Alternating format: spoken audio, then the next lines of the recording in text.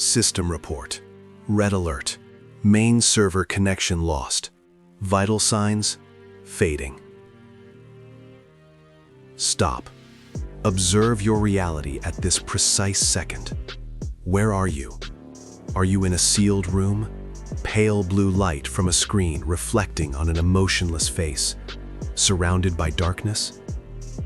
And the silence, a silence so dense it is deafening. You open your contacts, hundreds of names, dormant. You open social media, thousands of users, online. But when you desperately need a signal of response, when you want to scream, there is nothing. Only the echo of emptiness bouncing off four walls. What is this sensation? Why is it so excruciating? This is not the poetic melancholy of literature. This is physical pain. Your chest tightens as if constricted by a nerve wire. A lump forms in your throat. Your stomach churns as if struck in the solar plexus. Your nervous system is screaming. Red alarm. Why does a psychological state trigger a physiological collapse? Do you think you are weak? Do you think you are socially rejected? Do you think you are a glitch, a broken code in the human matrix? Stop. Cease this self-destruction immediately. Do not use emotional language to explain a technical problem. You are not depressed. You are not pathetic. You are experiencing a brutal biological mechanism activated by an ancient genome. Your brain is running an emergency survival protocol. It is lying to you. It is tricking you into believing you are dying. In the modern world, you are safe in an air-conditioned room. But to your 200,000-year-old primitive brain, being alone equals death. This glitch is not in your soul, it is in your hardware, and it is running a malware script that causes your body to corrode itself from the inside out. To uninstall this malware, we cannot use hollow advice like cheer up. We must perform surgery on the deepest level of the brain. We must access the root source code of humanity to understand why evolution programmed loneliness. Rewind time to 200,000 years ago, the African Savanna. Humans are biologically fragile organisms. We lack sharp claws. We lack thick skin. We lack the speed of a cheetah. The only weapon that allowed Homo sapiens to dominate the earth was the tribe. In that context, isolation was an immediate death sentence. Alone, you cannot hunt big game, you starve. Alone, you cannot keep watch while sleeping, you become dinner for a saber-toothed tiger. Alone, you cannot sustain the lineage, your genes are erased. Therefore, natural selection installed an extreme warning system. Individuals who felt okay being alone all died. We are the descendants of those who were terrified of abandonment. Loneliness is not a character flaw. It is a biological alarm, equivalent to hunger or thirst. Hunger signals a lack of energy. Thirst signals a lack of water. Loneliness signals a lack of tribal protection. Here is the undeniable evidence from modern neuroscience. Professor Naomi Eisenberg at UCLA conducted a groundbreaking experiment using fMRI scanners. She had volunteers play a virtual ball-tossing game, cyberball. When volunteers were ostracized by other players and no longer received the ball, their brains lit up. The areas that activated were the DACC, dorsal anterior cingulate cortex, and the anterior insula. Here lies the horror. These are the exact same brain regions that process physical pain when you break a leg, burn your skin, or are cut by a knife.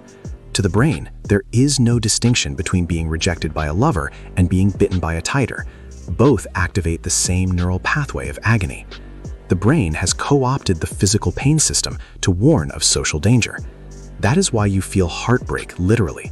It is not a metaphor. It is a biological fact. When you experience chronic loneliness, your body perceives it as a constant survival threat. It activates the HPA axis, Hypothalamic pituitary adrenal axis. The adrenal glands begin to pump cortisol into the bloodstream frantically. Cortisol is the stress hormone. In small doses, it keeps you alert, but in high, continuous doses, chronic loneliness, it becomes acid, corroding the body and destroying the cardiovascular system. Cortisol increases blood pressure and vascular resistance, raising the risk of stroke and heart attack by 29% compared to average.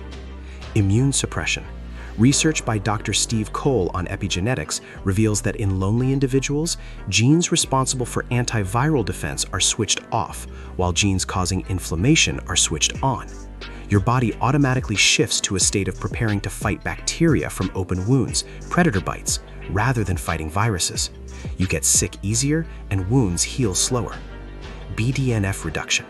Loneliness reduces BDNF, brain-derived neurotrophic factor, a protein that nourishes neurons. Without it, brain cells atrophy, learning capacity drops, leading to brain fog. This is the most dangerous psychological trap.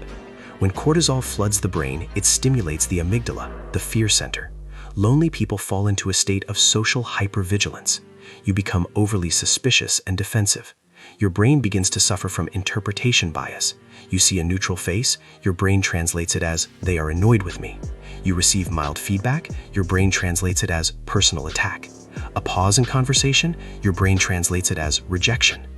This defense mechanism makes you withdrawn, aggressive, or avoidant. And ironically, this behavior pushes people further away. You create a self-fulfilling prophecy. You are lonely, you are defensive, you are alienated, you become lonelier. We cannot ignore the cruel yet magnificent experiment by Harry Harlow in the 1950s. He separated infant rhesus monkeys from their mothers and gave them a choice between two surrogates: a wire mother, cold but providing milk; a cloth mother, soft, warm, but providing no milk. The result? The monkeys spent 22 hours a day clinging to the cloth mother, only running to the wire mother for moments to eat when starving. The conclusion is shattering. The need for tactile warmth supersedes the need for nutrition. Humans are the same. We suffer from skin hunger. In the digital era, we touch touchscreens 2,600 times a day, but we touch no one. The lack of oxytocin from physical contact keeps the nervous system in a permanent state of alarm, creating a hole in the soul that no amount of likes or shares can fill. So, what must we do? We cannot return to prehistoric times, nor can we force others to love us, but we can do one thing: rewrite the OS. We must execute the most important upgrade of a lifetime: transmuting loneliness into solitude. Protocol 1. Stop the victim mindset. The first step to escaping the quicksand is to stop digging. Stop asking, "Why does no one understand me?" Stop viewing yourself as a victim of a cold society. Realize clearly, the pain you feel is just a chemical signal. It is cortisol. It is adrenaline. It is not your destiny. When the pain hits, disassociate. Observe it like a scientist. Ah, my amygdala is alarming. Interesting, but I am safe. When you name the monster, it loses its power over you. Protocol 2. Vagus nerve hacking. You need to trick the brain into feeling connected. We can hack the vagus nerve, the longest nerve in the body, governing the parasympathetic system, relaxation. Cold exposure. A cold shower shocks the brain into focusing on immediate survival, cutting off the loop of overthinking. Meta-meditation. Studies show loving-kindness meditation stimulates the insula, creating a simulated sense of connection with real biological benefits. Gravity. Use a weighted blanket. The pressure simulates the sensation of being held, triggering serotonin release and lowering cortisol. Protocol 3. Solitude, the premium feature. Theologian Paul Tillich once said, "Language has created the word loneliness to express the pain of being alone, and it has created the word solitude to express the glory of being alone." Look at supercomputers. They need downtime to process big data. Humans are the same. Solitude is when the default mode network is most active. It is when you organize memories, reshape personality, and architect the future. Do not try to fill the void with digital trash. Let the void exist. Let the silence nourish you. In that absolute stillness, you will hear your own voice, not the voice of parents, society, or fear, but the voice of your true self. Protocol 4. The Stoic Citadel. The ancient Greeks practiced Stoicism. Seneca, Marcus Aurelius, the most powerful and lonely men in history, taught us that. Nowhere is quieter or more free from trouble than one's own soul.